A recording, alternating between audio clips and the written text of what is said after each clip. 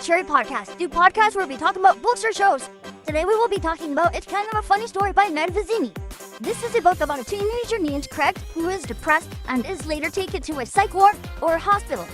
He considers jumping off the broken bridge. This is based on a real person who died in adulthood. Yes, a fact that I will add that has caught my attention was that 40% of teens have reported feeling sad or helpless, and about 20.4% have felt seriously depressed, and around 9.5% have tried suicide. If you consider yourself to be any of these types of people, seek help. You would rather have you cry than have others see you in a box. Other than that, what was your opinion of this book, Gummy? I loved it. It talks about real issues and what one could do if they ever felt the same as Craig. If I'm honest, this book was perfect for teenagers. Teens struggle with many things and tend not to be able to find help, or maybe they do, but can't speak up. So we both think that this would be great for teens and above? Yeah, anyone and everyone who deals with this issue, males, females, or those who choose to change themselves completely. That's amazing! Let me read you some of the quotes that have given me this reasoning. I had a lot of tentacles on page 95, a great example of feeling depressed by being held down. Another one, the rest of junior high was a joke. That one was on page 90. It relates to those in school, my second to last. What was he so serious about? Who hasn't thought about killing themselves as a kid? Page 102. My last quote that is great evidence is I'm going to kill myself, which is on page 126. Those sound tough, but they are topics one has to deal with.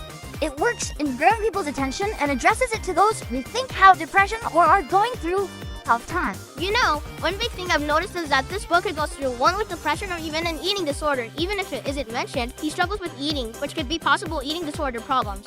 Yes, but I think it would be just for the build-up for Craig's character. But overall, the real theme is him growing through depression and being held down by chains, or as he calls it, tentacles. Tell me, since you know more of this book, what makes you think it's more about depression, like being held down? Yeah, one good example would be this. It was about this time that I started labeling things tentacles. I had a lot of tentacles. I needed to cut some of them, but I couldn't. They were all too strong, and they had me wrapped too tight. And to cut them, I'd have to do something crazy like admit that I wasn't equipped for school.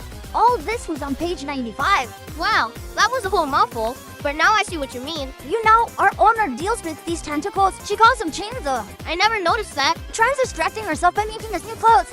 Oh, she gets better some days, but she's doing just great and continuing her life. we want her here. We should also feel proud of those who have been doing great or survived through a moment like this. We are proud of you. Now, as I will say, as someone who doesn't read as much and finds it hard to understand things, the beginning of the book's grammar was a struggle for me since it's been almost 5 to 6 months of no reading. A book, you mean? Yeah, I read other things, but not books. I mean, overall, I enjoyed how Ned wrote his book and made sure that the reader felt the mood of his book. I'll say, I saw one of the quotes from the book, and I think one of my favorite examples from this one quote from page 46. Ned writes, "The shift is coming. The shift has to be coming, because if you keep on living like this, you'll die." I'll say, the way he expresses it makes it clear what the shift is. It was very clear what the words "the shift" mean. Craig wanting a new change, a new opening to be who he was without the struggles. Yes, that's my point. It's like Ned knew how to write the perfect book to get his point around. Yeah, it can teachers show them what one goes through and that they are never alone in these types of situations. I think that's all we should say about this book. Don't want to spoil it too much. We will see you all in the next episode of Cherry Podcast. Until next time. Where's Latrell? On the dance floor.